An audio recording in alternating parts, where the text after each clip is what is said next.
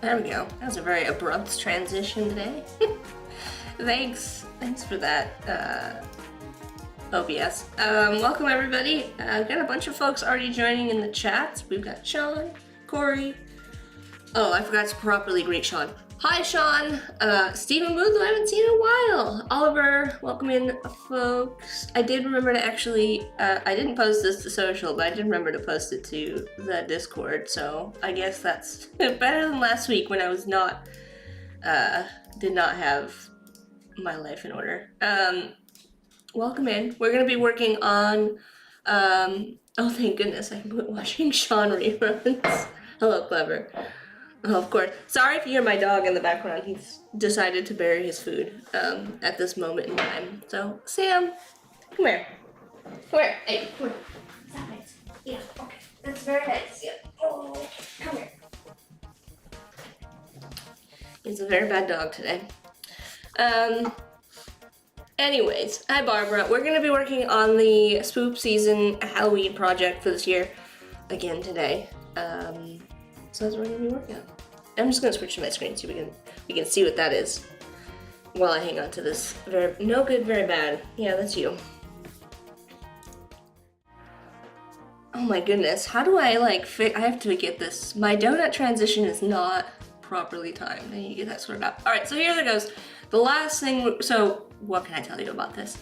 We're working on, this was inspired by Corey and the chat. Umacorn recommended that we add a cauldron to whatever our illustration was gonna be. I wanted to keep it pretty simple because I'm going to Adobe Max literally a week from now. And so I don't have a ton of time. And Corey really wanted a ghost eating soup. So this is how we arrived at this point in time. And there were a couple of suggestions here: floating eyes in the soup, chunks of pumpkin floating in the shape of a face. We got a bunch of stuff going on here. And where we left this off, I obviously need to add some, I think I need to add some type. I don't think it makes any sense to have this, Sam, what are you doing, man? I don't think it makes any sense to not have type in this. Otherwise, maybe it's a little vague. I mean, you tell me, type or no type. Also, I can hear myself in the background because Corey is watching me in the other room. Super weird. And I need to decide on the face. I don't love the ghost's kind of facial expression right now. Really, and maybe we can explore that a little bit. So yeah, let's get into that. Let me know how your October is going. Oh, also, if you missed yesterday, let me see if I can just show you the PNGs. This is where we ended up yesterday during the challenges. If you watched any of those, how do I guess I can't navigate. All right, I'll just open all three individually because I don't have the file at hand. So if you caught the Illustrator challenge, if you didn't, these are my exported PNGs. I'm bad apparently at using my computer, so I'm just gonna show you how they all look. So you can, if you want to, you can go watch the replay for how we created these yesterday. I did fancy them up, but nothing in here is stuff that, we didn't go over. The only thing that you might not be familiar with if you watch the live stream is I added some gradients to just behind here. You can kind of tell where I added some gradients. So, but that would be the only thing you would need to do is just change your solid fills to gradients. And I added some graves in the background, literally copying and pasting the shape. The sparkles using the pucker and blow, but everything else is what we used in the stream, honestly. So nothing new there. Just wanted to give you a little preview of where we ended up. All right, so maybe let's take a look at my layers. I also know that I have my window, like my interface is enormous. I try to keep it pretty large for folks who are watching the challenges. So I'm just gonna do a little bit of cleanup here while we get started. I want to make sure I have things kind of grouped. I think I grouped like the eyes grouped, these are grouped. All right, I'm gonna group the eye with the shadow here. Yeah, he made a mess of his food. So, would you like him? Bye, Sam. He's, all right, let me Did I group all of this? Okay, I did. Alright, I'm just checking to see how I have everything organized. I wanted to group the face on the ghost, which I think we're gonna do a couple variations here and see which one we kind of like. Actually, I'm just gonna keep it in front. And yeah, I know, I was lazy today and I just wore the same Halloween hat as I had on yesterday, because that's where we're at this point. Zukra, welcome. Let me know if I'm pronouncing your name correctly. Robert saying posted just yesterday's challenge on Discord. Oh, you just shared it? Let's take a look. I do have Discord open. And we can take a look at what everybody's doing. Ooh. Whoa, scroll all the way down. Ooh, very nice. It's Robert's challenge. Lots of you guys are crushing it with the challenge. So many people like took it like way above and beyond what I had even planned on doing. These are super cool. So like the idea here behind the challenge, if you missed it yesterday, is that you could create this little template. Have you ever seen, let me know in the chat. They've become kind of popular lately. They're these remixable add yours templates, and if you go to make a story on Instagram, you get the option. I mean, you can look this up online. Look up like how to make an add yours story, and it'll explain to you how you can go about making your own. All you have to do is just upload an image.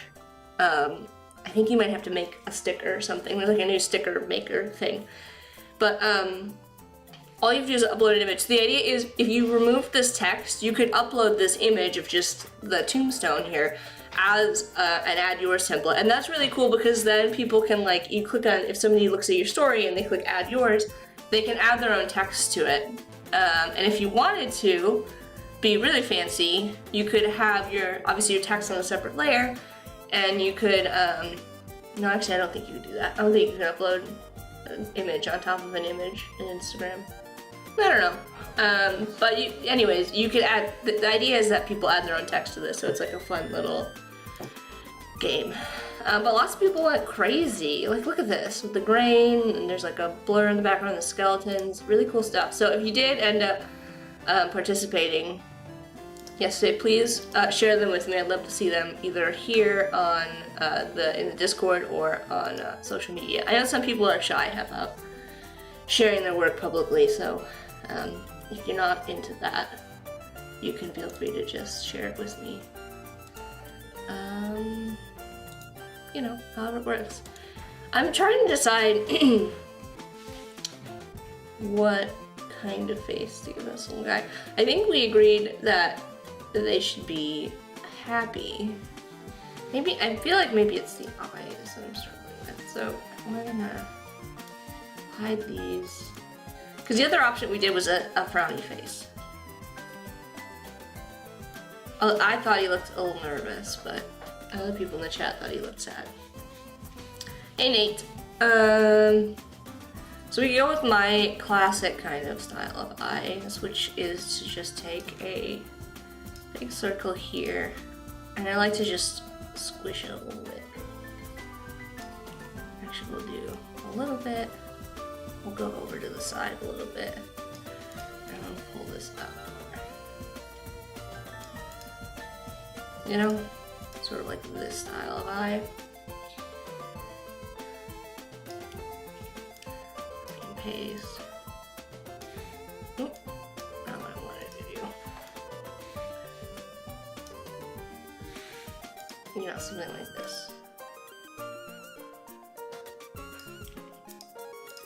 Make this one a little smaller.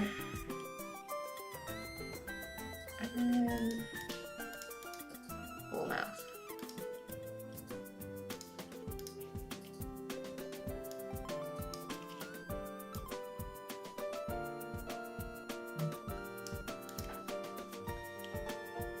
So there's kind of another option. Maybe make the eyes different size from one another. Yeah, they're different now. Yeah, they're a little bit, one is a little bit smaller than the other.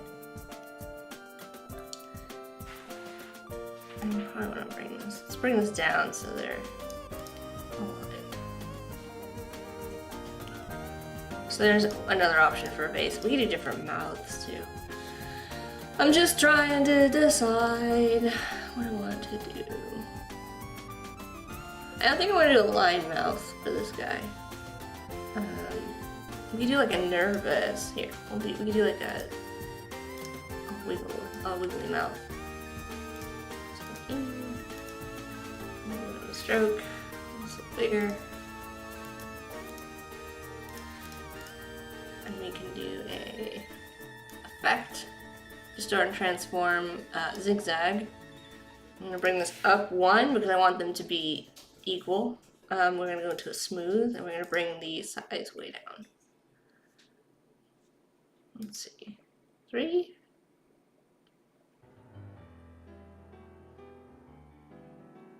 Five. I think 2 is probably good. We do something like this. I kind of like that, honestly.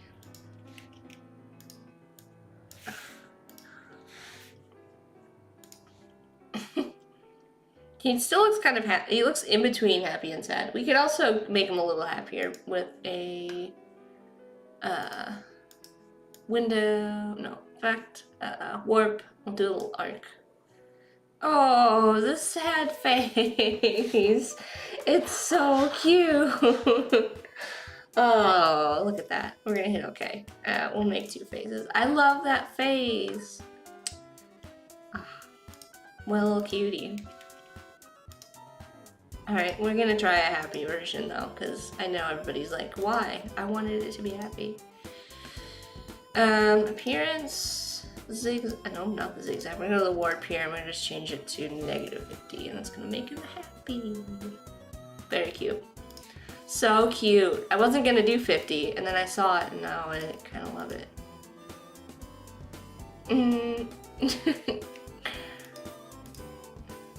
Actually, let's see what it looks like with a little bit of a scale to it.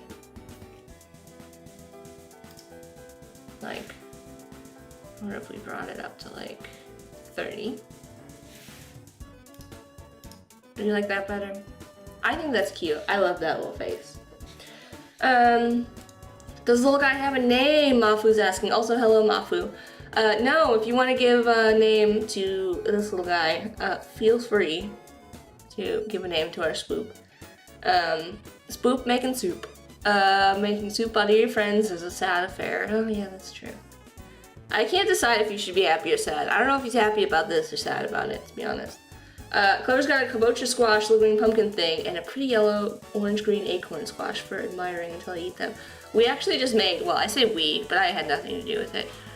Corey just made pumpkin soup using kabocha, which is the green, they're like green outside and orange inside type of a squash. And they're a little bit drier, so I think you get like a little bit of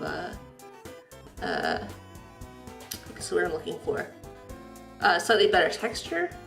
Yeah, very thick. Than you get with like, because I really like the Cinderella pumpkins, but they're a little watery. They have a good taste, but they're very watery. So this is now food talk. But transition very quickly, very quickly. Mafu saying, what do you think of Jacko for a name? I do like that. You can go with that. But how do we feel about the face? I'm gonna expand this line. I'll keep a copy. We'll keep a copy along with the rest of our faces. Many faces now. I'm gonna move. I'm gonna take all of that. We're gonna group all of this. I'm trying to like keep things organized. So now we've got a ghosty down there. And then I'll put everything on my working layer here in a sec. And I think this is the face we're gonna go with. We might make some slight alterations to the eyes, but all of this is gonna go on a working layer. And we're gonna expand this just because, so I can rotate it. So if you notice as I rotate this now, because it's got a lot of effects on it, it's doing some weird things because it's trying to change the effect based on the position of the original stroke. So if that am I making sense? As I rotate this, the warp effect and zigzag effect are being applied to that line's position. As if you look at the warp here, oh, maybe not. I thought it had a position. attribute, but I guess not. Either way, we're gonna go to expand appearance. That's gonna give me just a line, so I can slightly rotate it. It's not quite in the same position as his head here. Rotate it a little bit. Also, let me know if, gosh, smart guides are killing me, so I'm gonna turn them off for a sec. Let me know, aside from name, if we should add text to this that says like spooky season or something. I say, oh Jack, no. No what?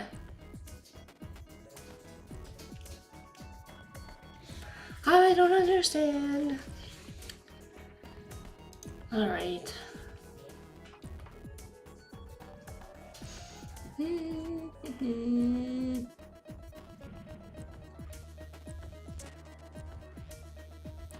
I don't know what kind of eyes to give them.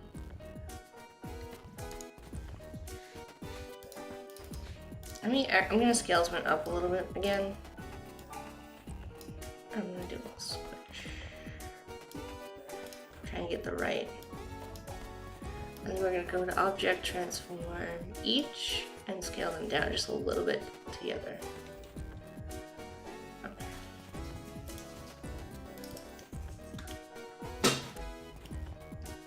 Actually, I think I like them better. Bigger? I can't decide. You want a t-shirt. The whole point of this was spook season.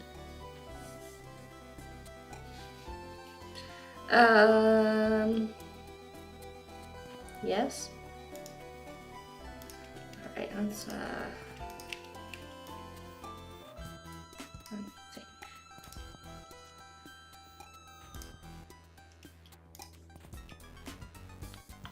Where are my Pathfinder options? I could just use the shape builder, but you know.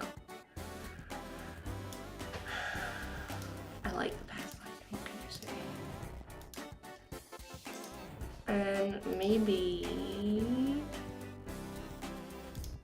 do something like this. Actually, I see that orange. That orange is too much. Alright, we'll go back to this. Copy and paste. Copy and paste. Dark.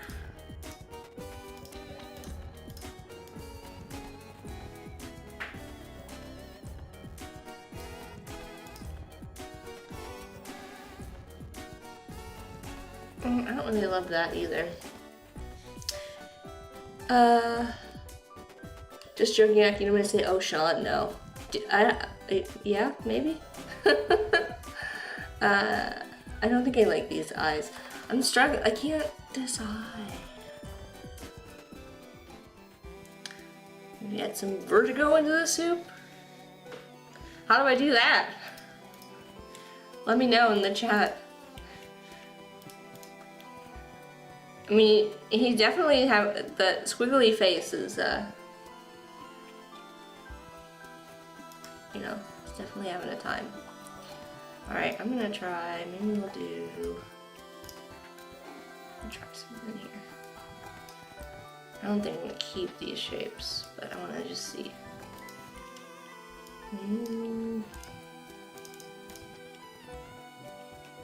How they look. It's fine, I'll leave it for now. I actually think I like the round bottom on the eyes. How do we feel about that?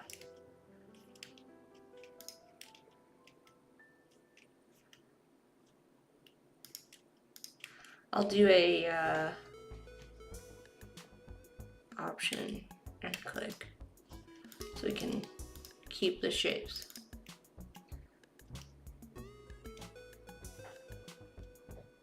Spaghetti and eyeballs. This is literal ghost kitchen. You're right. You're right about that.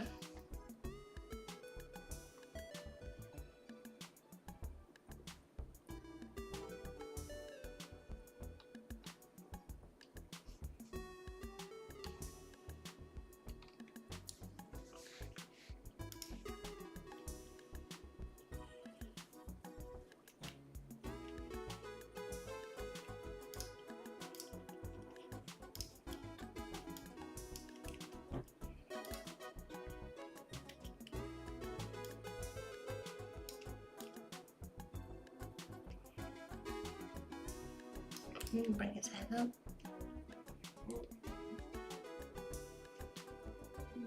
Like he's stretching to see. I don't know. What do we think? Scale him? I'm still not like satisfied with the face. The cheeks give a feel that the ghost is enjoying itself. That's what I was hoping for. I mean, I want to be. If he's gonna be a happy guy, then we gotta make him super happy, right? Alright. I'm gonna try one other thing here. I don't want to join that path.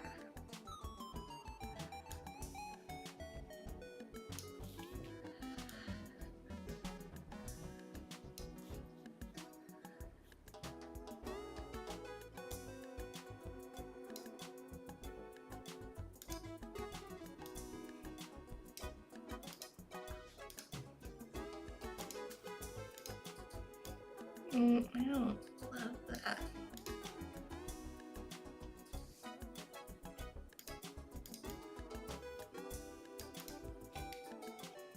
I don't like that as much. I thought maybe I would, but I don't.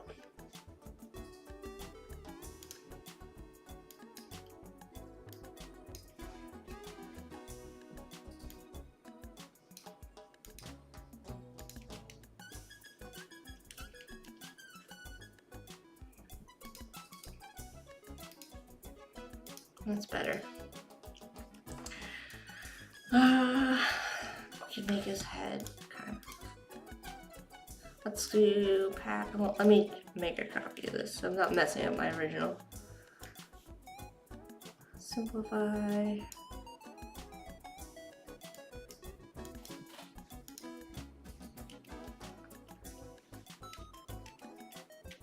I don't really like that very much.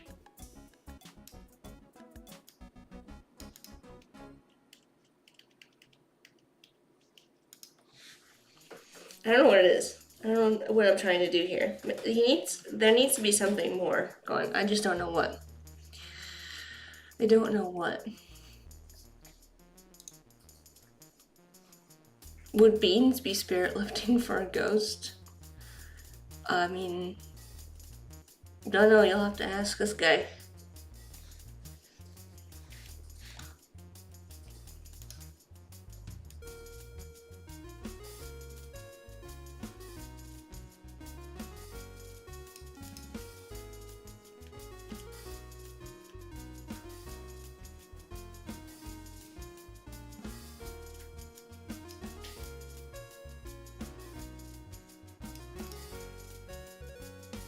I think that looks a little bit better.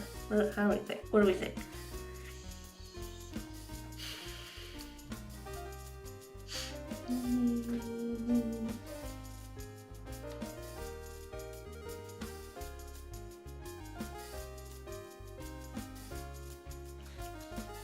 You could give like a little, almost like a little hat to him. Or is that too much?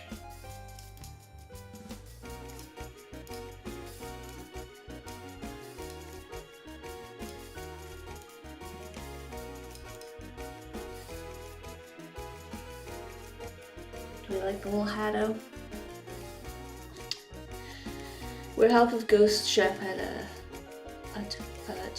what's a 2K? A toque? Like the little extra at the top of the head. Oh, is that what I just added? Essentially? A chef's hat. Oh, we could give him a little. That would be like floating though. A floating little chef's hat.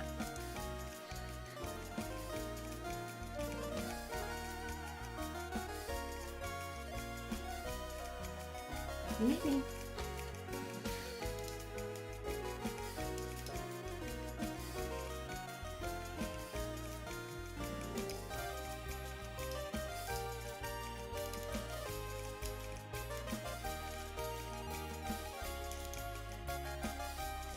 I like the little accent how it is now. And I do like the face, although I might make some more modifications. No guarantees.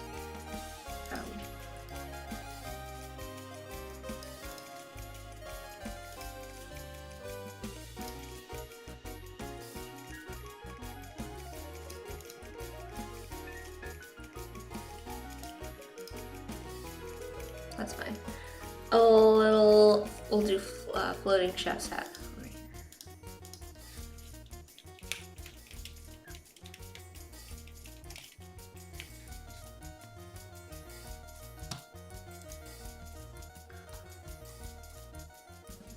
Evie's here. Sarah Mace is here too. Welcome. Alright, let's see.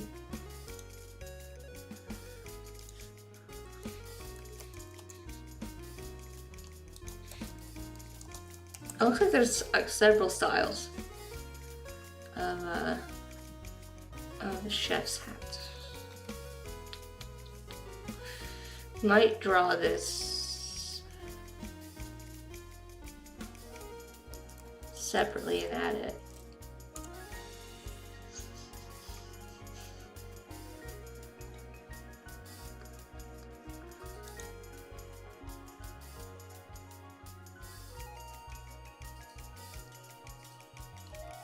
There's like really tall ones, kind of short ones. Alright, let's start working on this.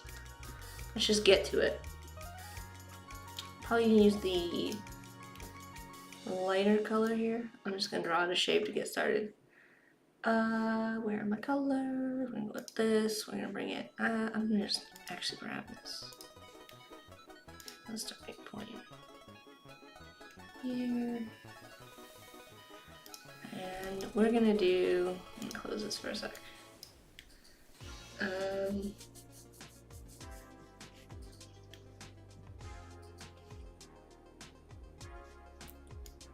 Let's do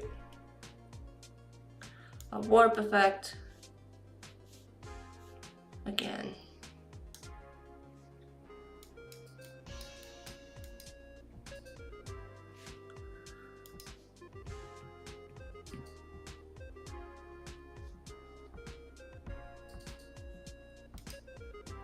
I just want to see what this does. Oh, look at that. Not what I want though. I'll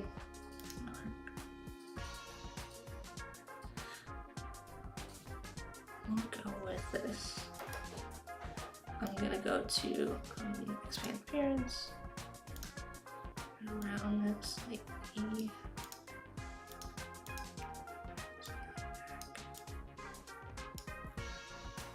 We are gonna have it rotated. Pretty small. Alright, let's go back here. I'm making decisions here. I want it to be sort of straight, so to make it easier while I'm working here. And then I'm gonna do an object. I'm gonna do an offset path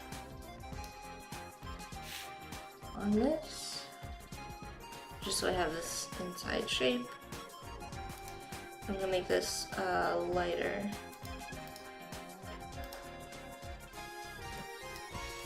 Right. And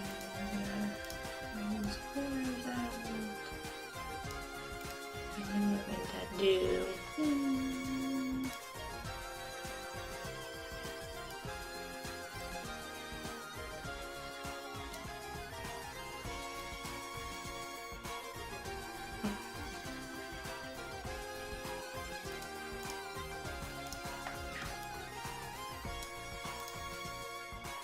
and then we're going to add shapes.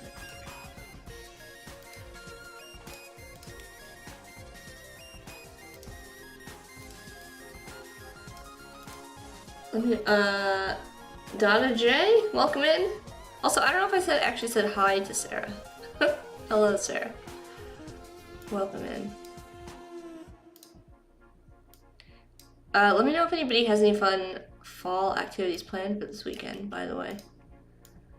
You know, if you're doing anything Yeah, I really should have done this well before I started here, but that's okay. Alright. Some little divots in here. I'm gonna scale this down a little bit.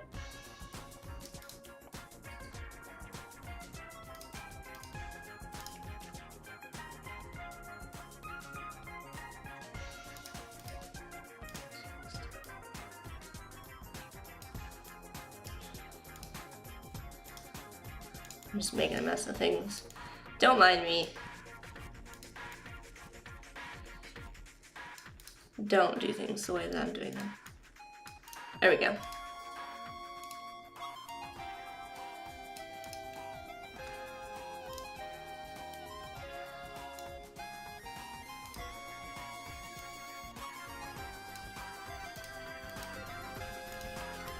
So got some creases. I might change the style of these creases. I don't know.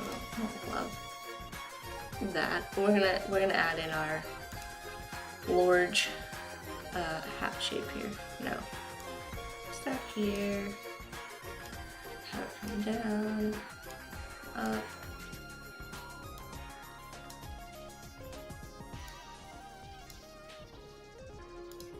And I feel like sometimes people get hung up on weird organic shapes like this, but you really can't go wrong, I guess,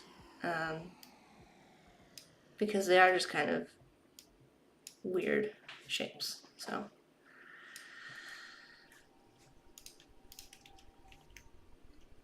okay, I don't like these creases. We'll figure out the creases. I had a feeling I wasn't gonna like them very much. And if you really don't like the way it looks, you can always go to Object Path, Smooth, and you know, get something around there if you want. And that looks like a mushroom.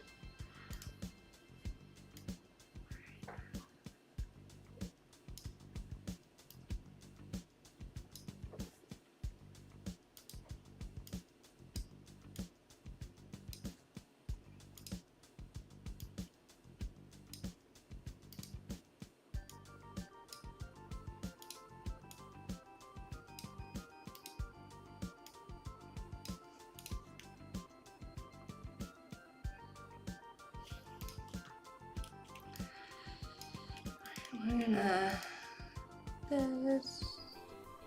Close my Pathfinder window because I'm a mess.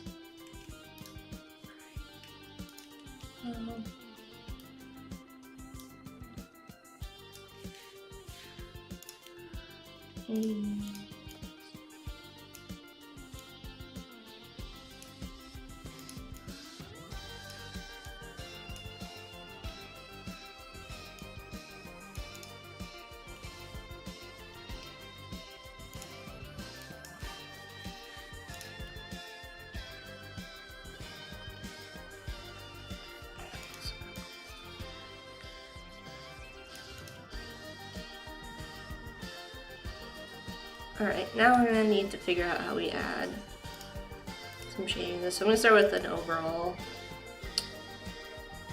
I think I'm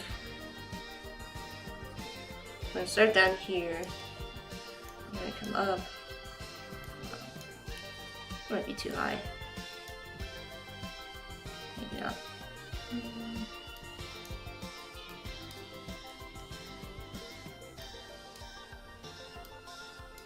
Alright, that's not great. We're gonna undo that.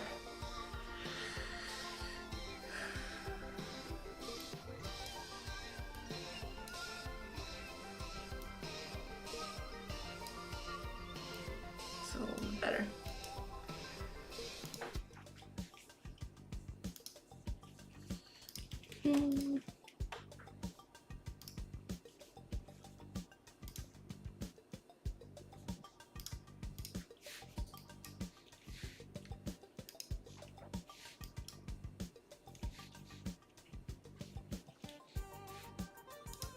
I'm wondering if we should go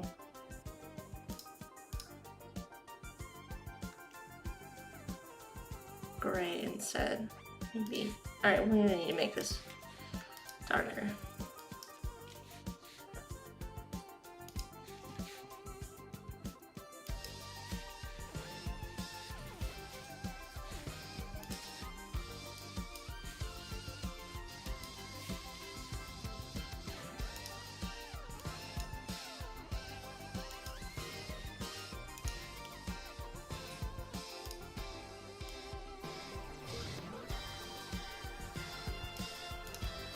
I think that looks better, honestly.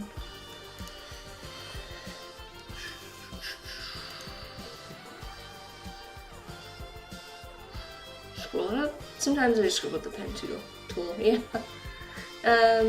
Nate's headed out. Bye, Nate. Adagon, let me know if that's how to pronounce your name. Wow. Welcome in from Brazil. Let me know. Ooh, for dessert, sheet cake. That's good. Sorry, I'm scrolling up here. Welcome in, everybody. Let me know if you have any questions about. We're working in Illustrator for those that are just joining. And I don't know if I did my announcement like I normally do. I'm Jack. I'm a UI UX designer, illustrator, animator, and of course, I'm a donut connoisseur. I love donuts.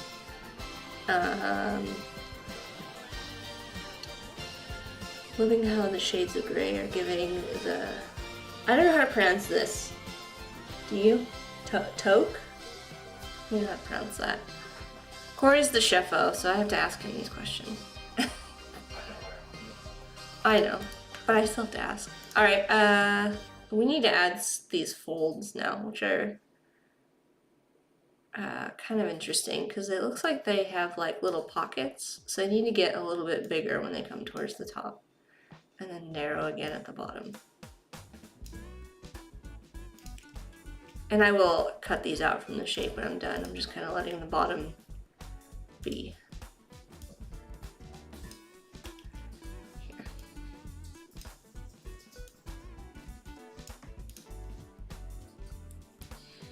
And then we're gonna add these kind of all around here. And I'll add some to the top too. I'm kind of following the folds, the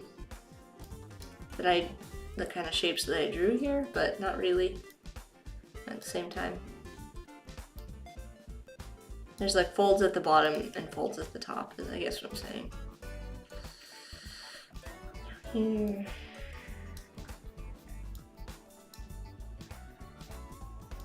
Drawing fabric is one of those things that like some people, you either like love it or you hate it. And I'm one of those people that weirdly enjoys drawing fabric-y things.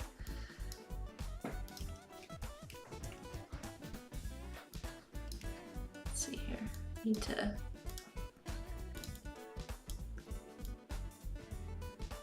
we go. We're gonna make this actually lighter, like this color. We don't want those folds to stand out as strong. We need to add some of them. Some of them can be more like this, too.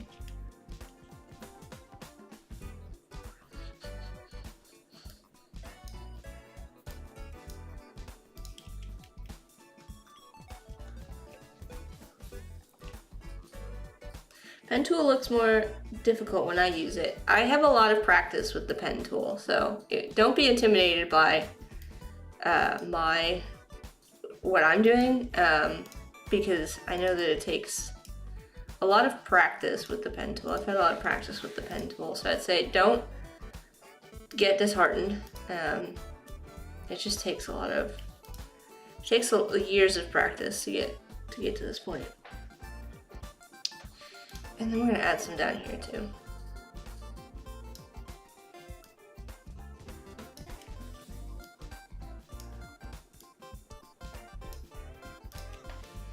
Like these.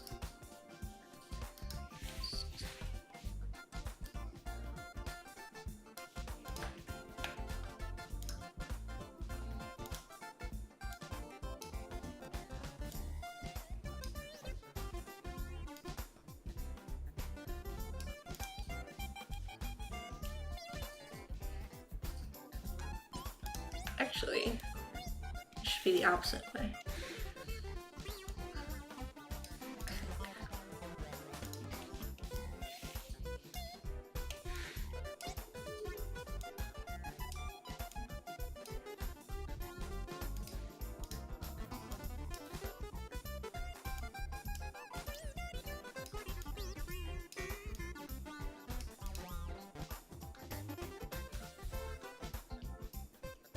Oh, I love these inside folds.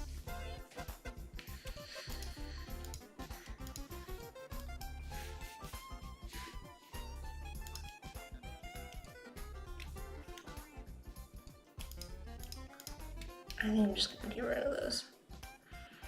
I'm gonna make this a little bit darker.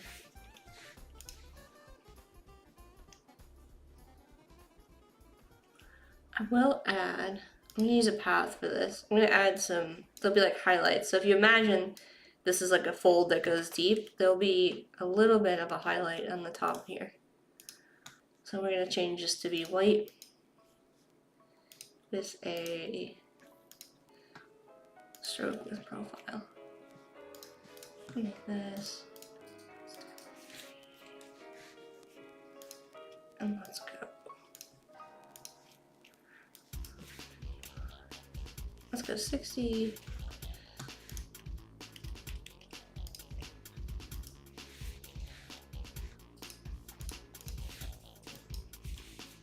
I know, keep going a little bit darker, but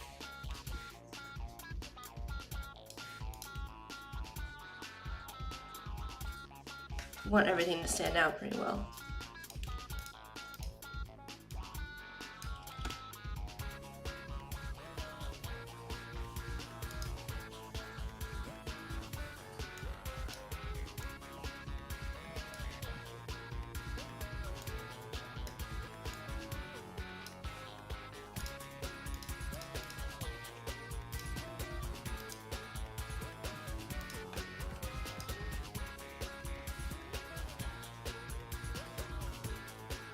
And then I'll do the same thing up here, just a little bit.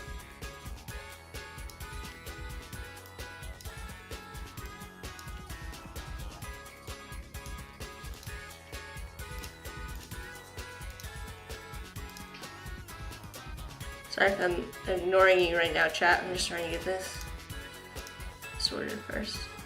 Okay, that's pretty good. We'll do a little group here. I like to keep like a working copy of everything as I go. Yeah, look at that little cutie. Drawing these is one of those things that's like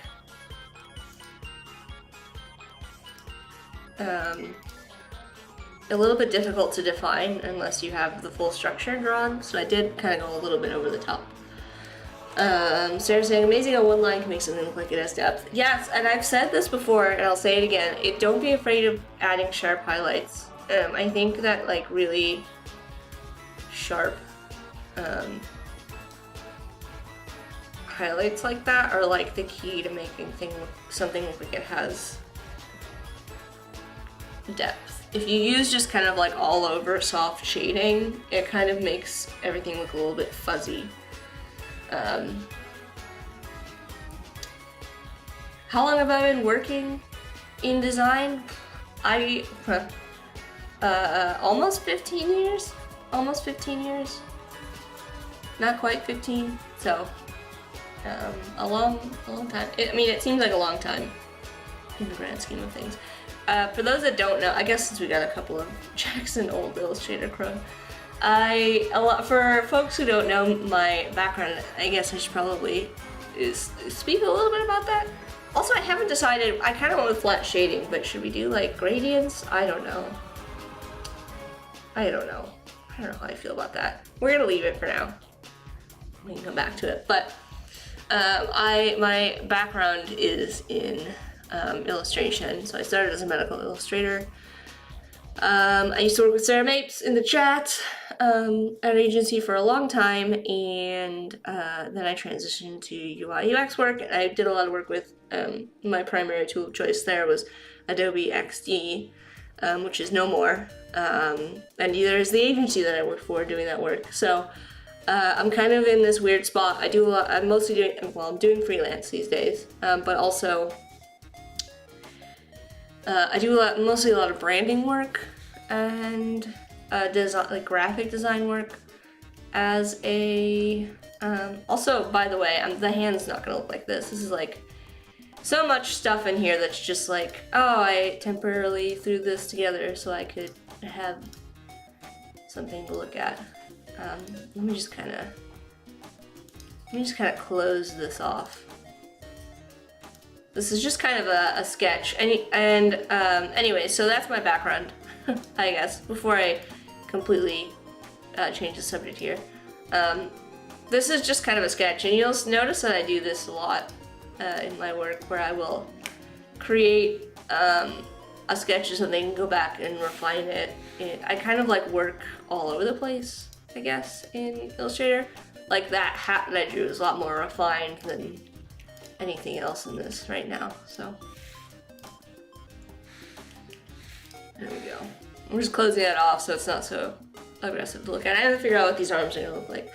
What's it like to be a medical illustrator? I heard that term before. It's interesting.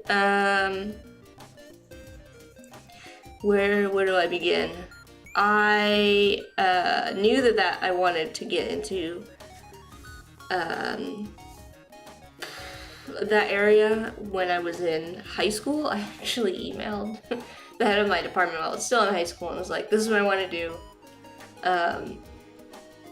But I love the concept of medical illustration, let's just say that. I love the work itself I think, can be really interesting. I think that the reality of the industry is not something that I love. And I don't want to get like super, I don't want to like talk down about it, because it's not the case. I think that it's in a weird place. Gotta run to a meeting. I'll be back if you're still streaming. I'll have a little ghosty chef so far. Thanks, Sarah. Yeah, it's in a weird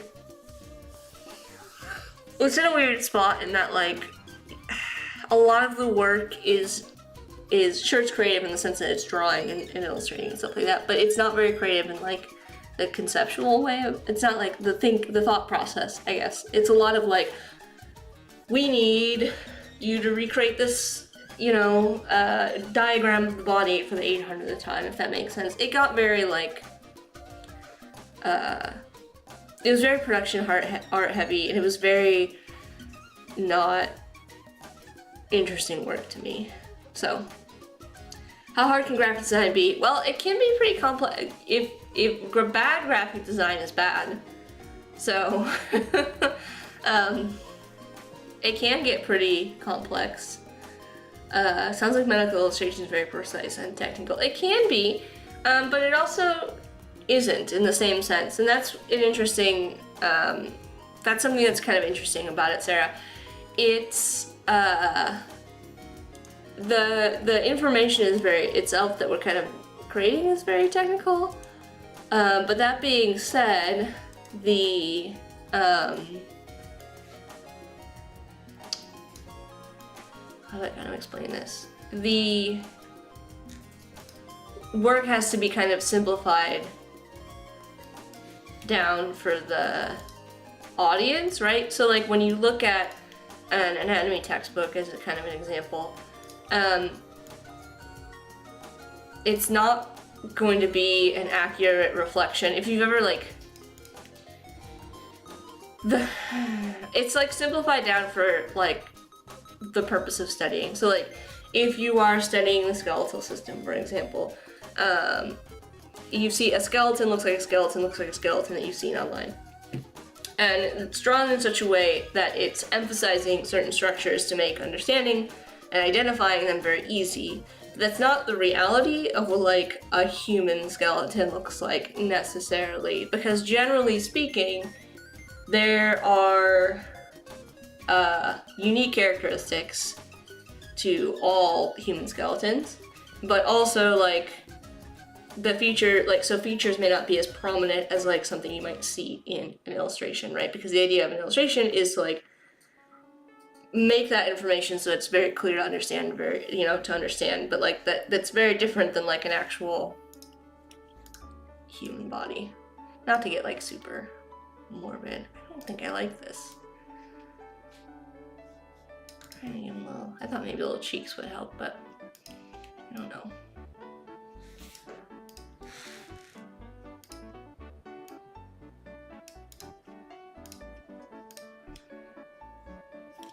Okay, this.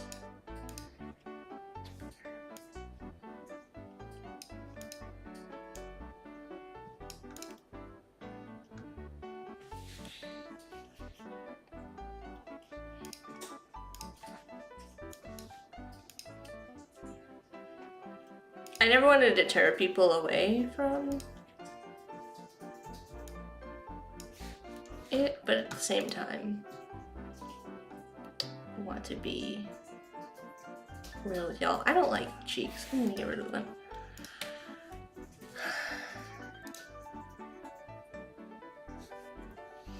I'm actually working on a project that involves graphics as a tool to promote health communications in rural communities. Yeah.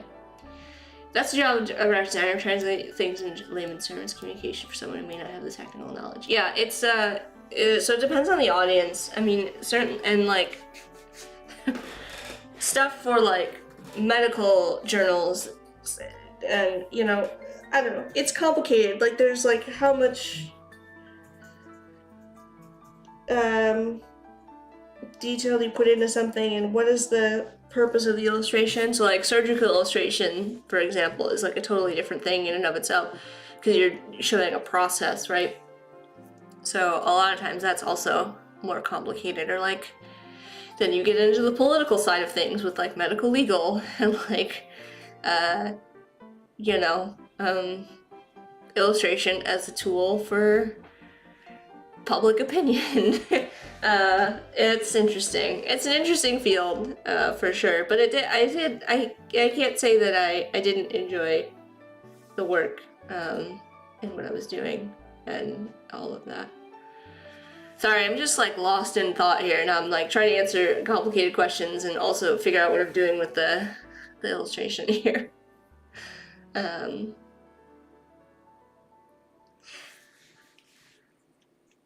I think I'm gonna leave the ghost for now. I do think we need to figure out what's going on with the arms and stuff like that. And I need to add more eyeballs and stuff to this. But one suggestion I saw up above from Robert was potentially adding a swirl to this to indicate the vertigo. So I'm actually gonna show you how to do that, whether or not we end up going in that direction. Can we add like a little spider? Yeah. So we're gonna draw out, the spiral tool is a really cool tool if you don't utilize it. I think the use case for it is a little bit confusing, because there's a lot of keyboard shortcuts you have to kind of like work with here. So holding down shift is gonna constrain it as you draw it out. Constrain it from,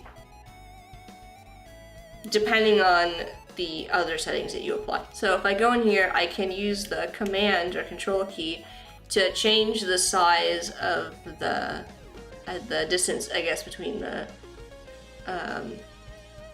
individual sections. I don't really know how to describe this. And the up and down arrows are gonna increase or decrease the number of rotations, basically, throughout. And then the holding down the Alt or Option key kind of changes the number of segments depending on how large it is. So I'm gonna actually go, let me see, I'm gonna reset this tool. I know there's a way to reset it. That's okay. We're just gonna,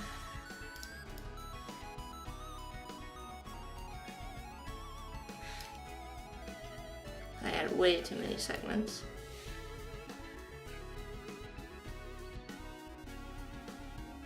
I can't actually see what I'm doing here. Oh, I really messed this up.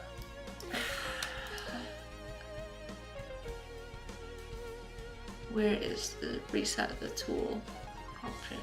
I'm gonna have to look it up.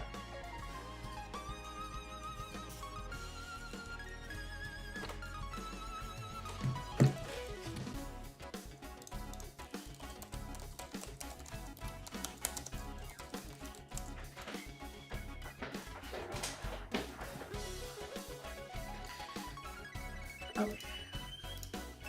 There we go. I just had to click. So we're gonna bring this down to 3, just to bring it back to the original, close to the original, and I'll increase this. So I want a pretty tight spiral here. We'll increase these a little bit more.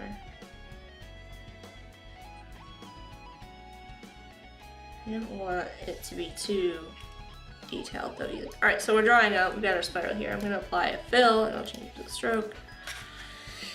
And I'm gonna go here, I'm gonna add a stroke width. Make this like 10, just for starters. From here, I can pull this in here. Now this is one of those circumstances where I'm gonna tell you not to use the scale. I'm gonna pull it down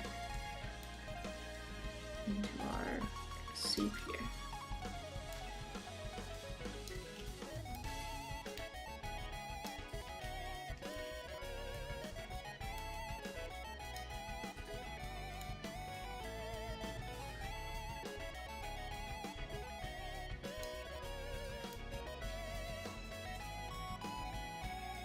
There we go. And I'll put this below my eyes. So that's how I would go about adding in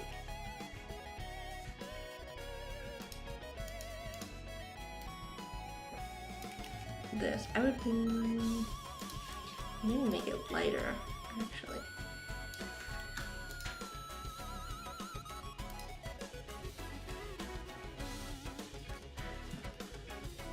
Clever's got a joke for us too, by the way. Also, welcome, Katarina. Why did the skeleton come to the cookout? He didn't have the stomach for it. You don't have no skeleton. Also, thank you to for the follow on Twitch. Mercedes KB. Sorry, I was trying to work that out. We'll do a little thing so follow.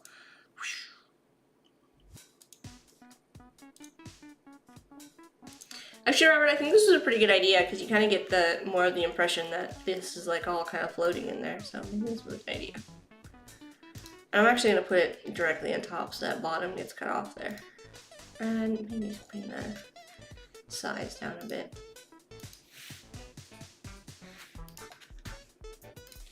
Maybe the color a little bit darker.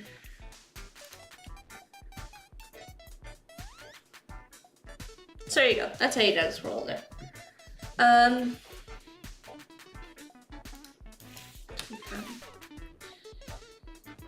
Alright. Speaking of skeletons, I'm wondering that these hands on here should look kind of bony almost. Can't wait to see the bubbles. I don't know. Like in the soup or around the soup? I'm gonna delete these, I don't need them anymore. I'm gonna add spiner. The other thing that I'll need to do, and I'll just do this now so you can kind of see, give it some something here. I need to have like a cast shadow to help ground it a little bit.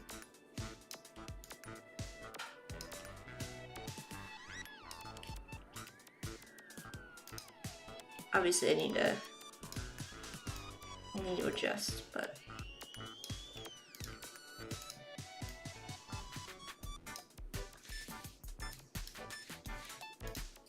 give it a little something there.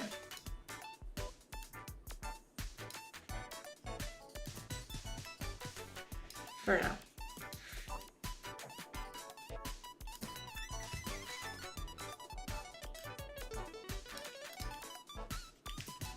It's fine. In and out a few brew bubbles and a few floating.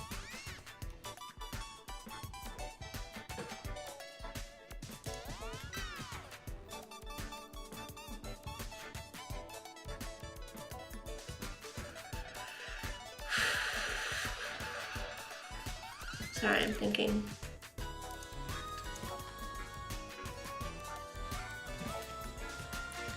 I mean, I could add some bubbles. I probably will copy this and what I would do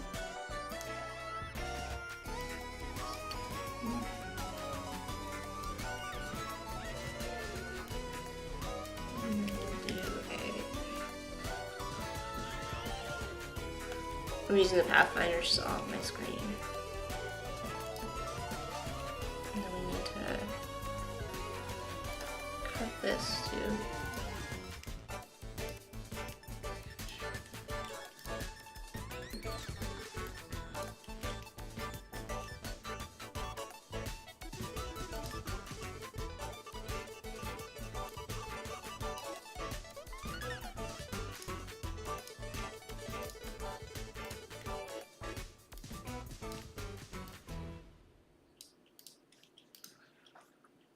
Release this. Nope. Come on.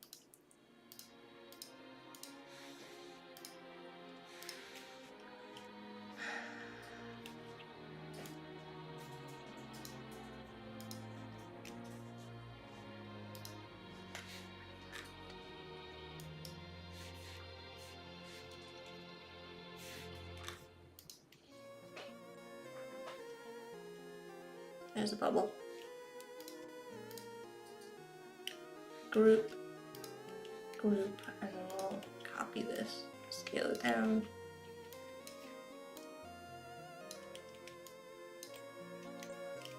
Oh, maybe it should be yellow instead.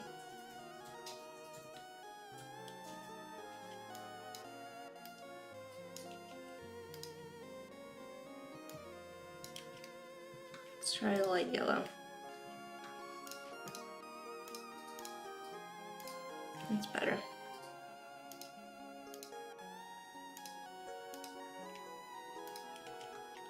And honestly, I probably do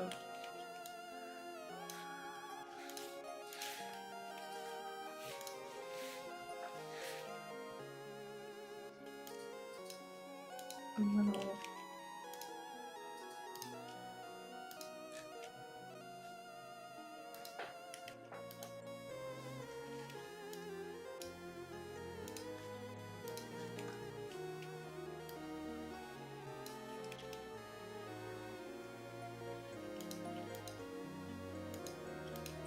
Just like that.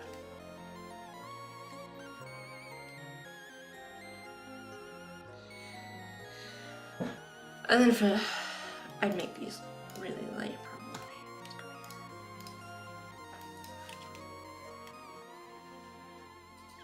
And then we can do the same thing with like floating up ones. Probably want one like here. Sort of over top.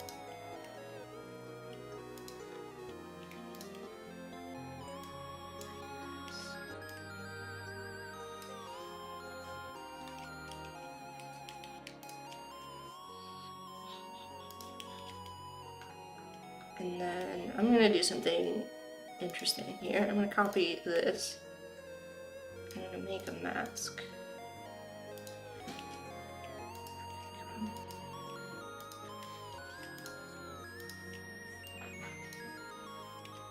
So I can have the edge of this a little bit higher up. Where it is in the bubble.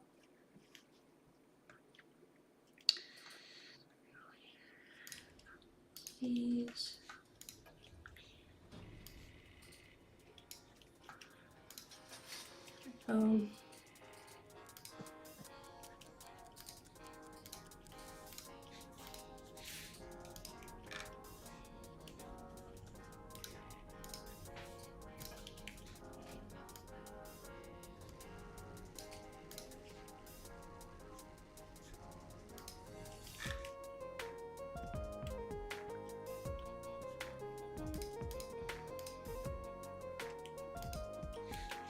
The only kind of downside here is that if I do this, I need to remember to scale the clipping mask as well to keep everything consistent. There you go, there's some bubbles for you. Kadega says, so beautiful, thank you. We're saying, and remember, if you can't get high meat fresh from the garden, store-bought will do in a pinch. All right, Ina Garden. Make a graphic style of a bubble. Yeah, I could do that. I could also make it a symbol if I wanted to, and then we could have lots of fun. making lots and lots of bubbles. Or, you know, a brush. Since this isn't actually using anything without the clipping mask, if we just have, well, let's do that. Let's make a little bubble brush, because I think that'll be fun. I'm gonna copy this out here. Now obviously it's gonna be lighter colored, so that's something to take into consideration. But if we wanted to, we can actually make this a scatter brush.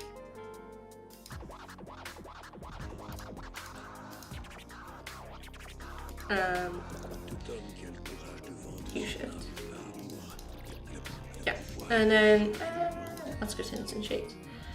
The size, we're gonna set this to be random. Now these, you can see here if I hover it says minimum and maximum. And there's this kind of confusing diagram, and once you understand what it means here, this like weird shape, once you understand what this means, it makes a lot more sense. But the filled in shape is the what you're editing. So you're editing the bottom value. You can think of this like across here as a line, right? Sort of like if you were looking at the ground, right? This would be underground, this would be above ground. If you think of it just as a line, right?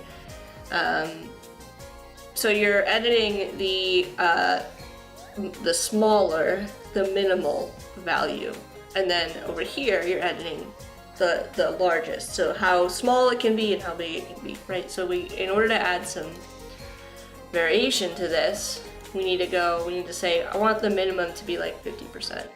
And the maximum, if you want it to be just 100% of your original size, and this is based on the original size, so my original bubble, right? I'm gonna say, I want the smallest they can be to be 50% of that, and you could go higher than 100%, and you could say, I want the largest they could be to be 125%, so a little bit larger than the original. And then in the spacing, I tend to leave so if you want the bubbles to overlap, you can bring this value less than 100, because if you think of your bubbles as like static objects that are on a line, having them at 100 is gonna have them meet exactly at the minimum. Having them less than 100, they're gonna start to cross over each other in places, so you're gonna have a little bit of an overlap. And then at the maximum, that's how far apart they're spread. So you want to increase that up over 100%, so that you want to have some that are, you know, spaced farther apart. So this is really up to you if you want to have overlaps less than 100. So now these are going to overlap, and there's also going to be some that are going to be spaced farther apart. Because this has some transparency, it could be cool to have them overlap a little bit, but it's not like, it all depends on what you're trying to do. If you're trying to make a lot of bubbles, or you just kind of want them sporadic. I'm gonna bring this down to like 200, and I don't know, we'll do like 75.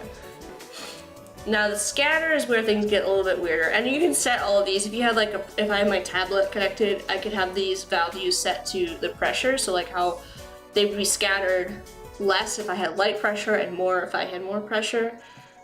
Sort of like if you had like a stroke width, right? If you kind of imagine that.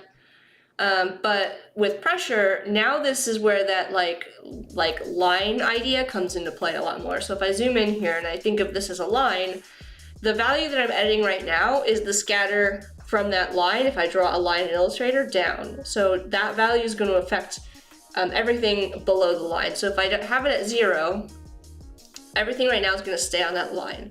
And if I change that value, it's going to move those down below the line.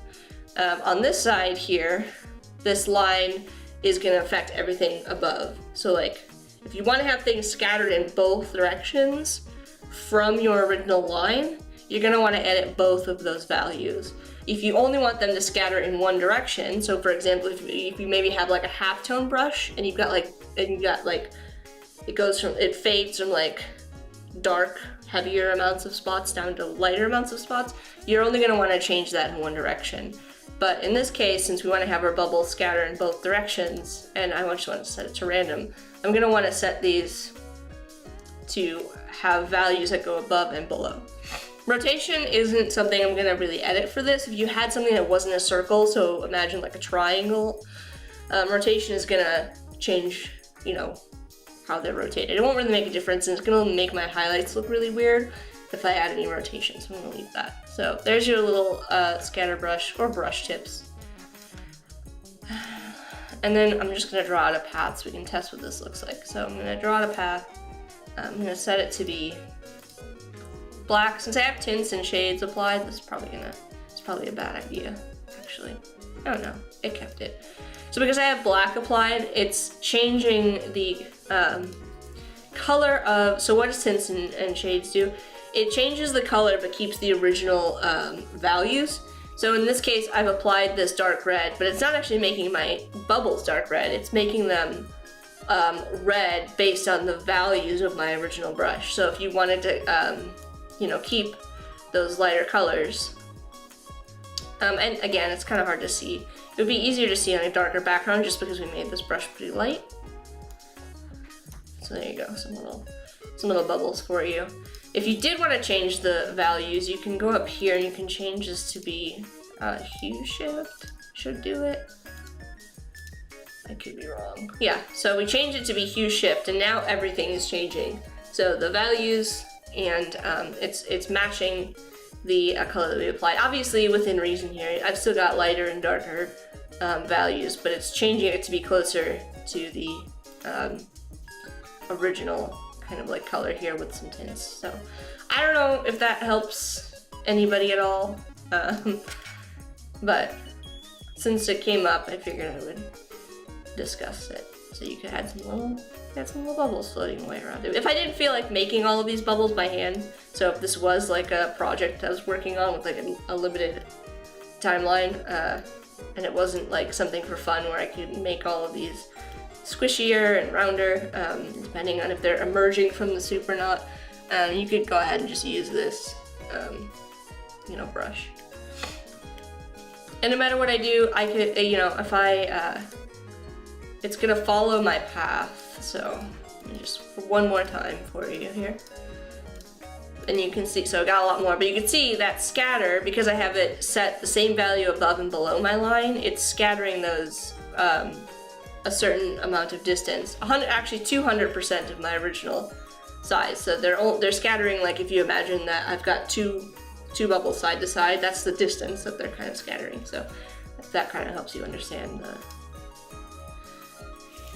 how that works. We really went on a tangent there. That was like 30 minutes. Welcome back, Sean. Pro tips in the making. We have done a, someone, not me, I don't remember who it was. Someone did a pro tips on making brushes. So if you go and check that out, there's been at least one, and there's also been at least one challenge on making brushes as well. So I would go check those out. Jack's making baubles. Well, you can use that same technique to make Christmas ornaments. Now, the one thing I wanted to mention, the reason we got on this tangent to begin with, is that you cannot, if we have gradients or other kind of strange things in there, so if we had a bubble that had a gradient applied to it, I'm just gonna make something with a radial gradient really simply. Sure, we'll just make a radial gradient. Great, so let's say we had something like this. You can't make a brush with gradients, so you have kind of a couple of options here. You could make a plain brush, so like I could make a brush using a solid shape, and then I could use graphic styles to apply after I've made my brush to those shapes. And I did a pro tips on that, I do remember. But you can also use the symbol sprayer. So you could add this as a symbol instead. And now, I hardly ever use the symbol sprayer, but you could use the symbol sprayer in place of using a brush to add these. So that's another way to get around the, I'm gonna save this by the way, get around the limitation of using gradients and things inside of a brush. Now, symbols also have some limitations. You can't can't do everything with them. Everything has positives and negatives, so depends on what you're trying to do, I guess, is the you know.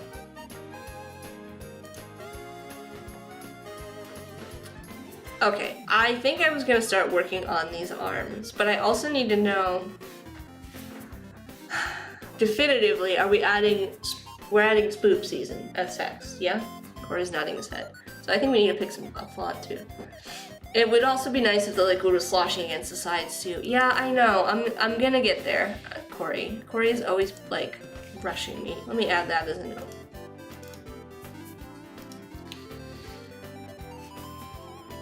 Soup sloshing. Yeah, I was gonna go in here and add like some drips, drippies as well on the edge. I hadn't gotten there yet. I was trying to get the dang hand done.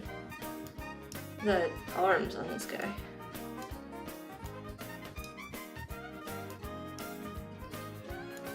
First, but it's okay. You know, I don't know how it's gonna look, but you get the idea. Some movies. And so we could make it kind of slosh as well.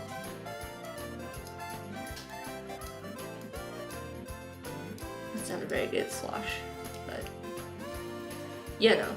But I'm not there yet. I'm not there yet. Alright.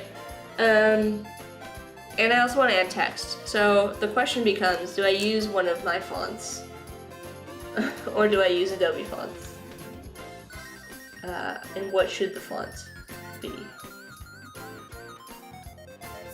Alright, let's see, look. I'll do a quick browse of Adobe fonts here. Okay, come on. Yeah, making soup is messy. And that is true. Especially if you're using the immersion blender. Oh, I love this font. Ryan showed it off the other day on, what is that show? File New. I love the style of this font. It's so cool. I think I mentioned it when we were making the pizza infographic, which is not finished, but that's okay. I added it to my favorites. I love this font. But I don't think it's the right one for this. But you could try it. I'm gonna take a look at the Halloween fonts. But I don't know that I want something like super spooky.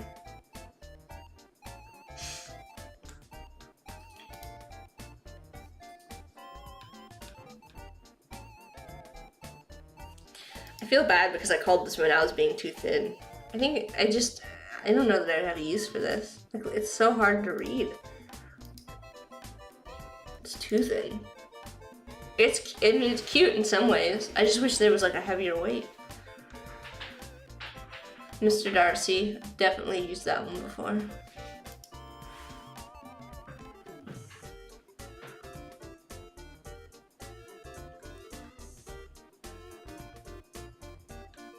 This one's kind of nice.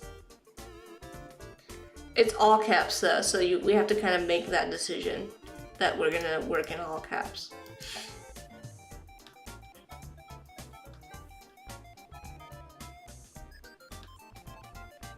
I've used this one before. I like House of Cards as well. We can try House of Cards. We can try this one. We can try whatever that solo was. So I'm gonna throw some type down here.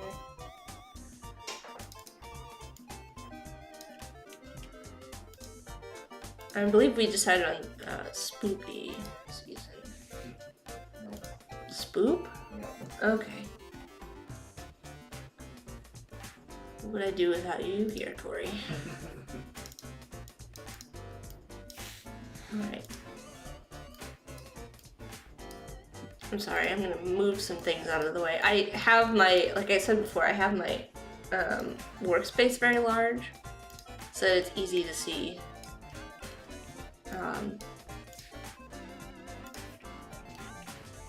When I'm streaming, but this is interesting. Oh, okay, bye. So there's regular. What is the... Oh my gosh, you're right in my way. There we go. No, I see what that's an interesting variable trait. I do want I think I want this to be all caps. I do like that O. And you don't get that unless you use the all caps version. So there's solo. And then, what were the other ones? I've already forgotten. Taurunum.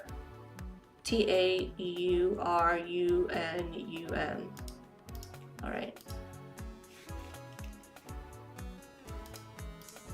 I don't know that I love that one. Although it does look very... Oh my gosh, the drop down is in my way no matter where I go. Oh, I see. There's like small caps or regular.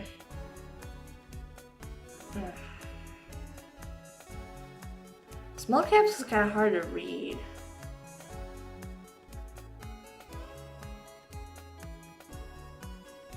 I don't love the P's in this one. I don't know. What do we think? The other one was House of Cards. Oh, thanks. Thanks for that.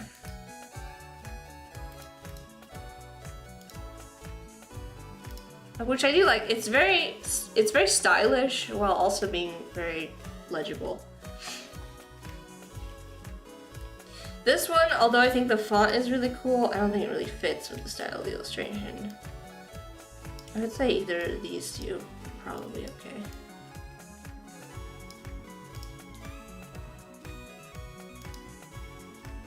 Let's see what this looks like in all caps.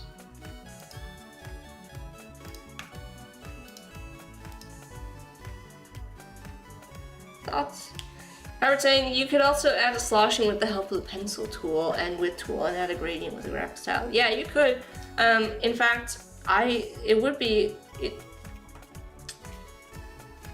Hang on, because my brain is struggling. There was someone, I don't remember who it was, but somebody on Adobe Live did a pro tips about creating like an illustration. It was like an illustration of a little fox or something. And they showed you how to use the width tool. I really wanted to do something like that for pro tips, but they stole my thunder. But you can use the width tool to do stuff like that. So if you have let me just draw a circle here. I'm just gonna use this shape here. You have like a little arc. I'll take this. With the width tool, if you have your strokes set to have round end caps, and I just round the corners whenever I keep the corners and the caps consistent. That's just personal preference. You don't have to though. But if you go over and use the width tool, you can really create like a wrong tool. Oh my gosh, where did they move the width tool to? There it is. You can make like a little raindrop or something very easily using the width tool. So you could do little like drips using the width tool, for example. Or little like, I use this a lot. This is what I used for the arm here as well. I don't know if you caught that the last time, but I used the width tool to kind of create the tapered arm. I do that a lot when I'm sketching, again, because I'm just trying to get something down to see what it looks like. Like everything is, in my mind, as an artist, everything is a sketch until it's done. So nothing is, especially since I'm primarily work in Illustrator in vectors, but the same with like painting. Everything is a sketch until it's done. So nothing is kind of set in stone, and I could decide to go back over this and redraw the arm if I want to, because that's just kind of how I work. So, nice hat, Perva. Thank you. Also, welcome in, RB. I keep getting sidetracked from the arms. You guys are sidetracking me. Oh yeah, I'm gonna add the text. I feel like I need to find that video. If you look up the like there's a video of a golden retriever puppy. Sometimes I wish I could put GIFs in the Behance chat, but then also I don't, because you guys would also be able to add GIFs in the chat, and that could be a dangerous game. But there's a puppy. There's like a video of a puppy, and it's like is attacking a branch with like leaves on it, and then it like falls over, and then it goes after a tennis ball, and then it runs towards the camera. Like it has no idea what to do. I feel like that sometimes Especially the early stages of an illustration where I'm like, I want to do everything all at once. I don't know what I'm doing. So I don't know if anybody else feels like that.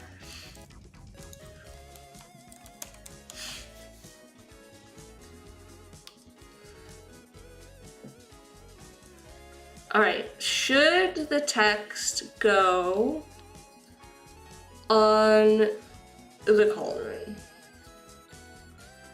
Or should it go somewhere else? Is my question to the chat. I always have a hard time with adding text. I'm just gonna go lighter for now so we can see it.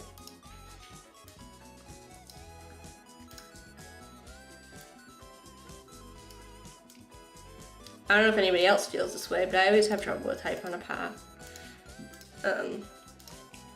And actually getting it to look nice. But I'm gonna try an arc instead. But I feel like it would have to be too extreme.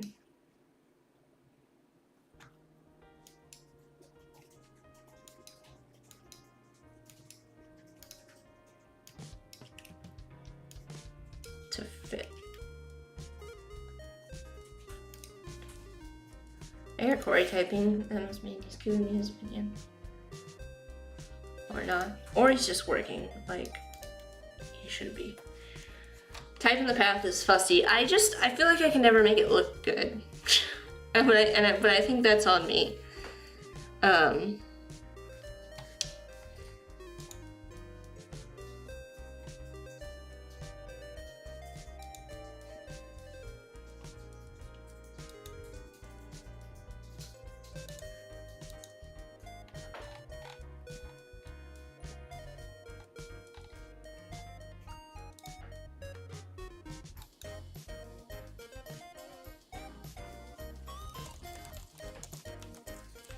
Your instinct is 2 lines of text would fit better.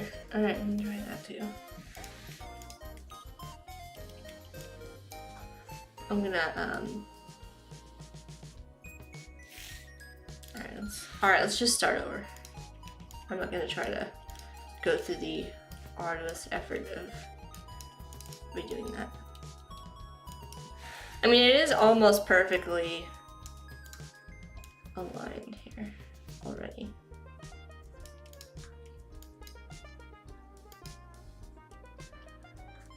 Actually, let's see what options we have. Yeah, tall or skinny pea. I don't have any other options.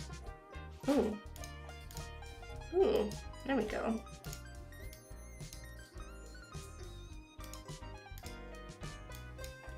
Oh, the N. No. No. So we have 1 fancy letter. And we can add the U there.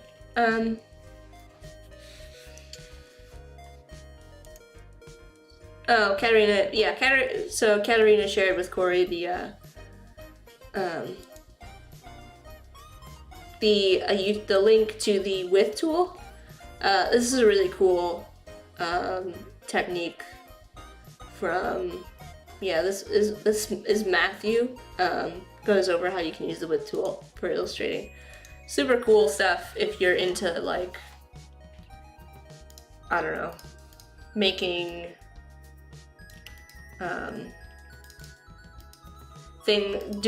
time savers with Illustrator, like techniques where you don't have to draw things by hand. Because I know, and I'm gonna call y'all out.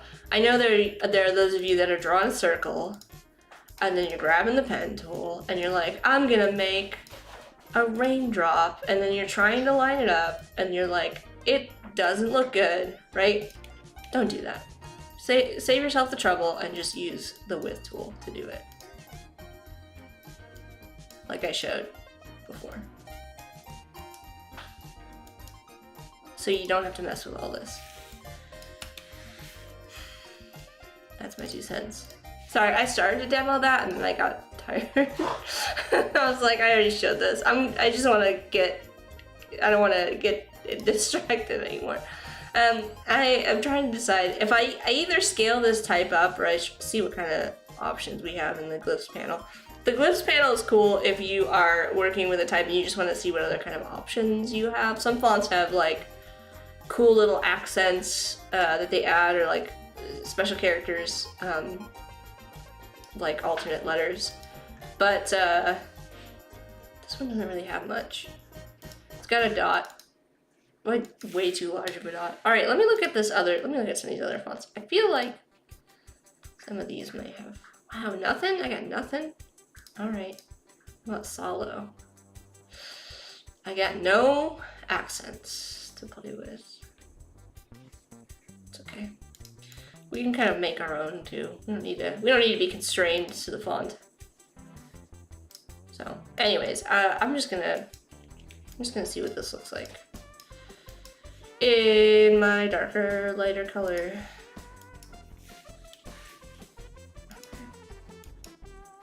Two lines. This is gonna be tricky because there's like an edge on this, and so the perspective is gonna be weird. But we'll try.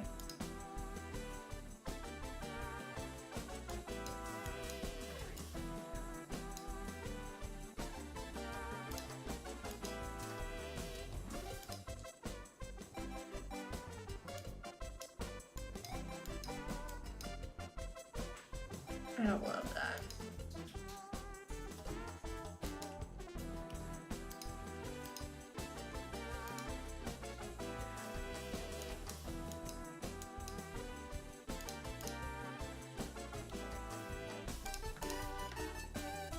Everything is relative.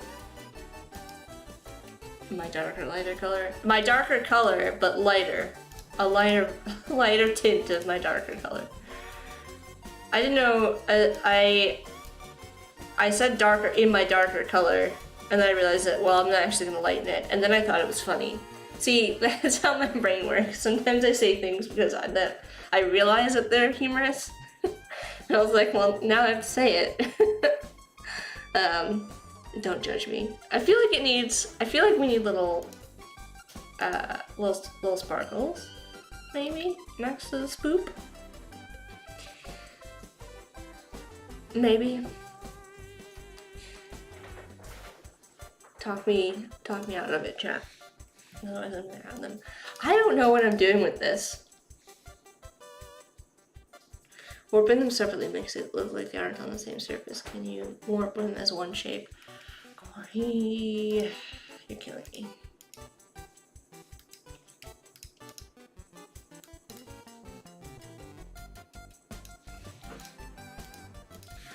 Alright, I'm gonna add, while we're here, because it's my stream and I do what I want, I'm gonna make little sparkles.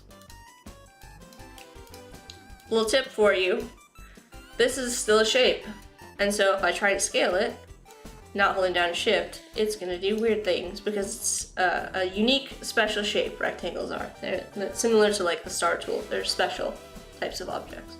Shapes, not paths.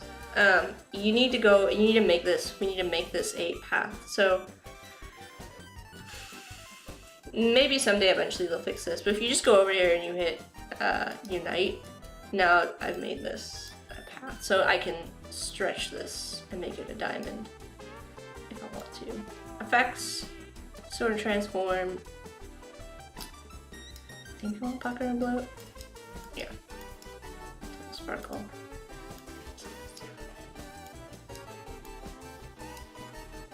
Well, now it's too big. Like no winning with me. I'm never satisfied. Okay, go here.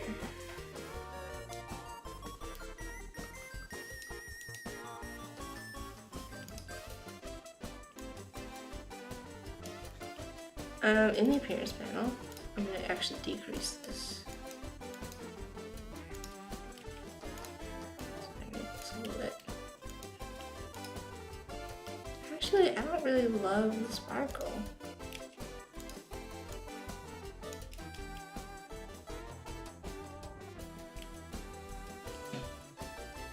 I don't know. I don't know what to put next to these. Unless I make it, like, aligned. And that would give me more room to add sparkles. Little bats and ghosties. The problem is I don't have a lot of space, so I feel like I would have to put it on like one side or the other. Don't chop through the marshmallow shapes, Corey. There aren't any bats in this though. Doesn't make any sense. I'm like, do you know how difficult it's gonna be to put a little ghosty in here?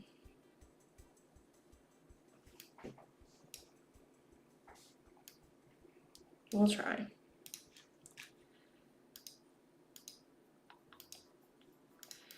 We'll try. I will try.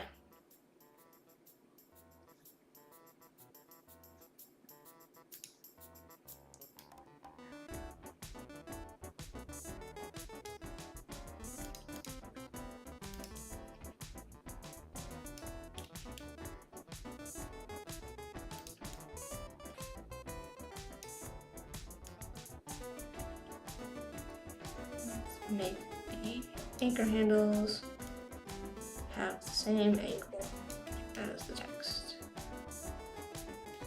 And then we have to put little eyeballs or something.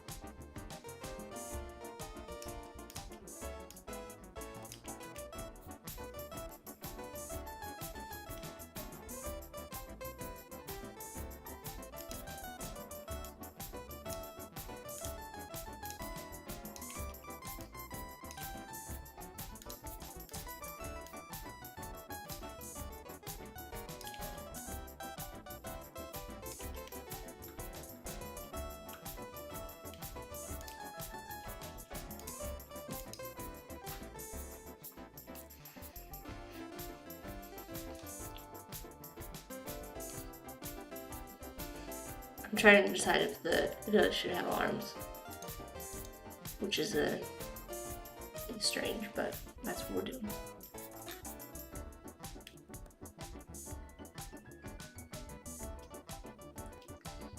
Do we like the ghost?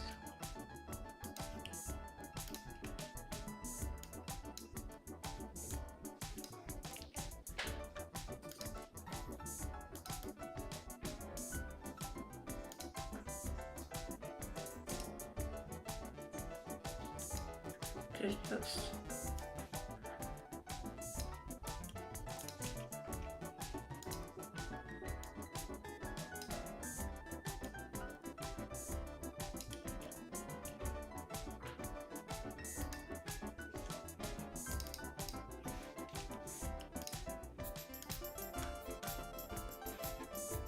I zoomed out. Sorry, my bad.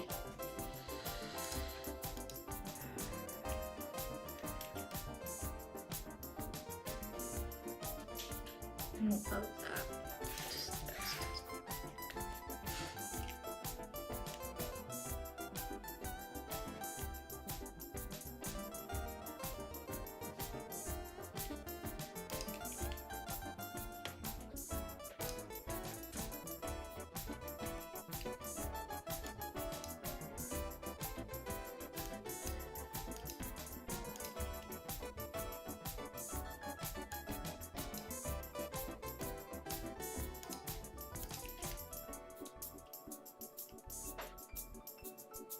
It kind of makes it look like a dolphin, so I don't think I love the arms.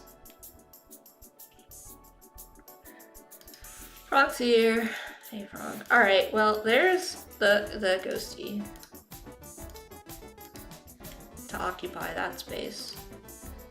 Alright, now that we've gone on a real tangent, let's copy and paste this again. Let's try a...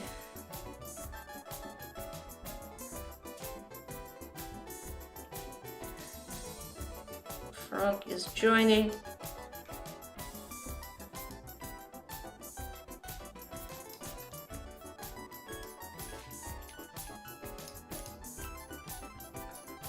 I don't know how I feel about it.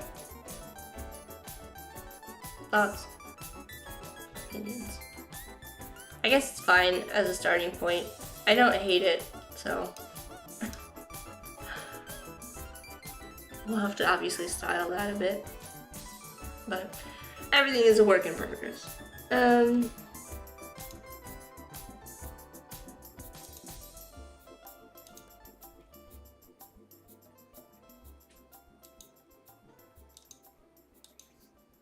We have like 10 minutes left, by the way, in this adventure before we have to wrap up. I did not get the arms done. I did not get the arms done. Well, at least in a more done state.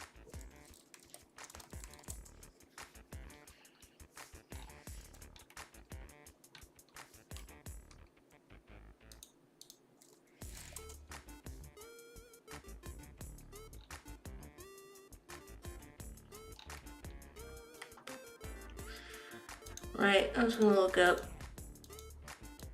cauldrons and try and figure that out.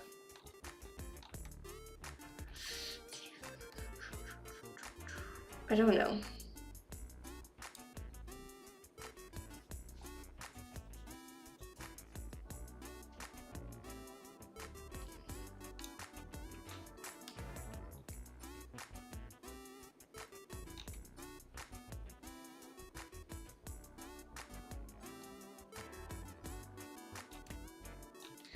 I mean, like cauldron handles or something?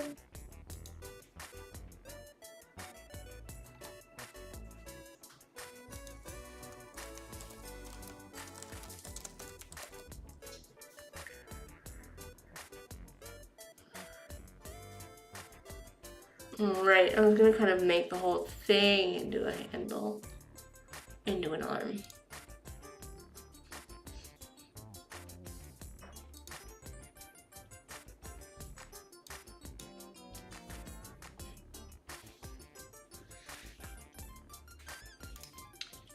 Well, let's copy the one. And let's start to think about this. So we're gonna have we want this to have like a bony appearance. I'm gonna need to use the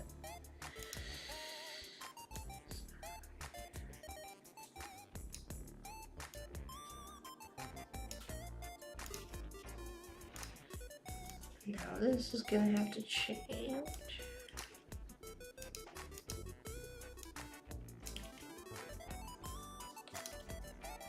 Alright, looks pretty good.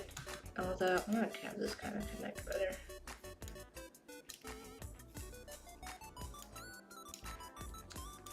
Alright.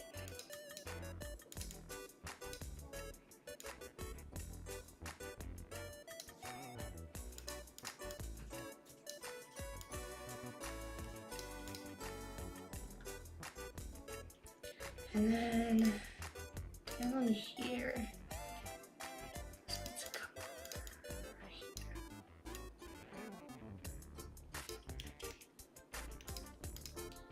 This is gonna be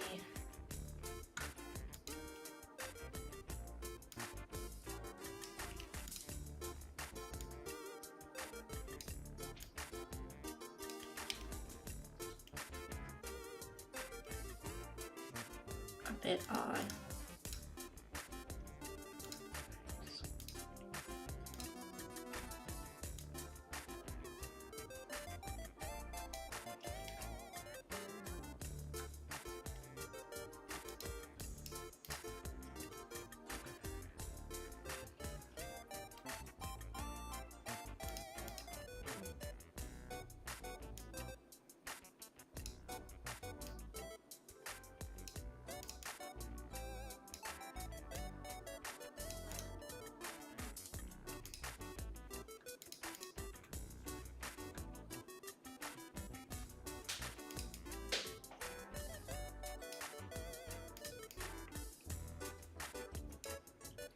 I'm trying to get the angle right here.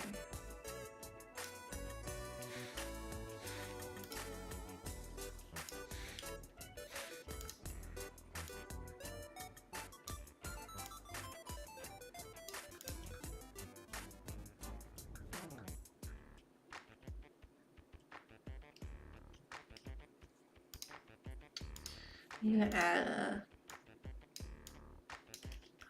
come on, a little bit of an indentation here.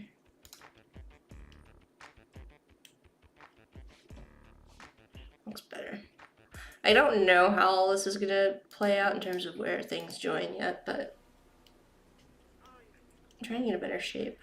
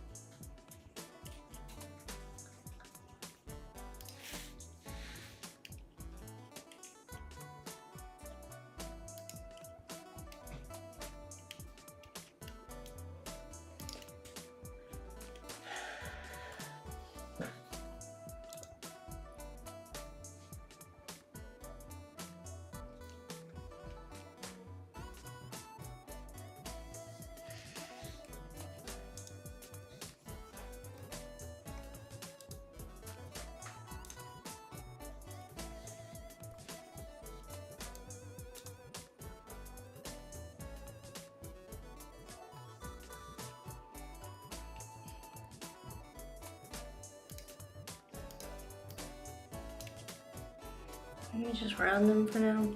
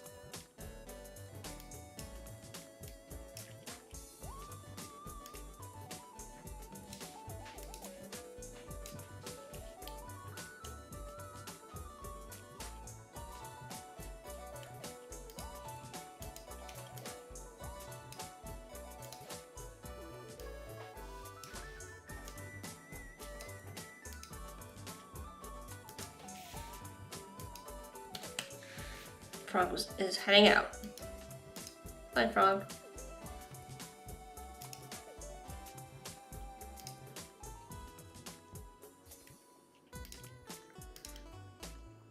Alright, don't mind me. I'm just trying to figure this out.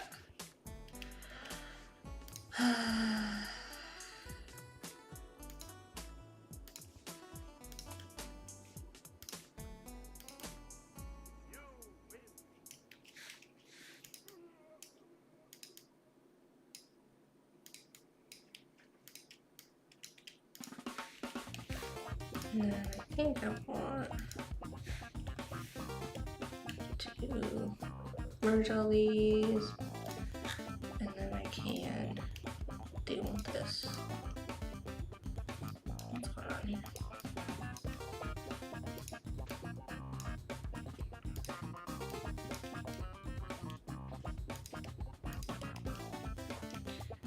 Alright, let me check my preferences.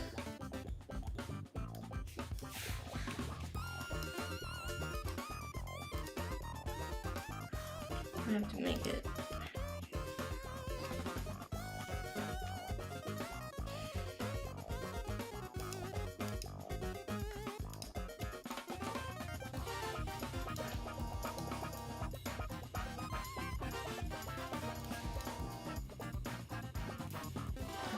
anything.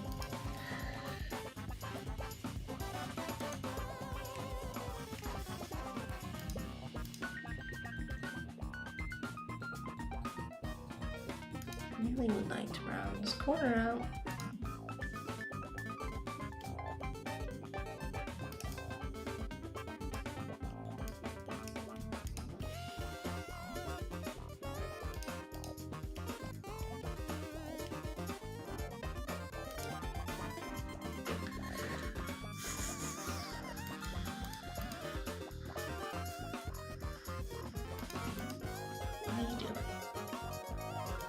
What are you doing, Illustrator? I also just realized that it's overtime, so maybe it is time to just kind of wrap it up. Also, oh, this intentionally has 4 fingers, right? Because the thumb's behind. I was like, why did I only give this 4 fingers? What were you thinking? But I see. All right, well, that's a little bit better. It's not 100% there, but yeah, no. It feels like we made some level of progress today. Anyways, I think I'm gonna wrap it up because it is 10:03 and I don't want to start competing with Corey's meetings and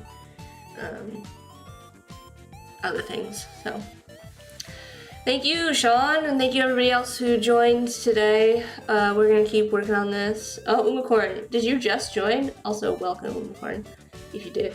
You'll have to go back and watch, because I went over how we did a whole brush out of them as well. Just for funsies. Because chat was asking about it, so we can make bubbles now if we wanted to. Lots of them. I'm going to go back and watch the replay to see how we made that. So, yeah, I hope you had fun today. I know it was kind of, maybe a little bit disorganized, chaotic. I feel like that's all of my streams, though. Also, I'll be hosting a couple of reminders. I'll be hosting the Illustrator challenges for the month of October.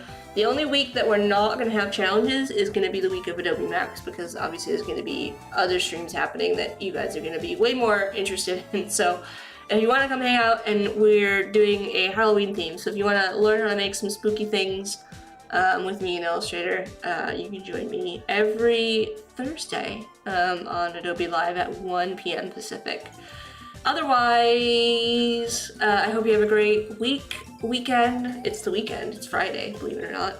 And then also, if that's not enough, if you haven't got enough of me, you can also join me for Sean and I, in the Firefly Discord. We run events over in the Firefly Discord Monday through Thursday at 10 a.m. Central.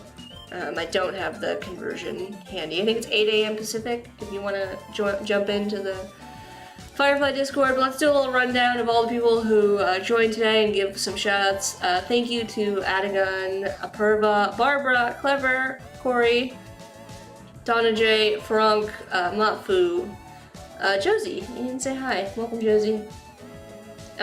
Joao, Wow. I'm not sure how to pronounce your name. I really do apologize.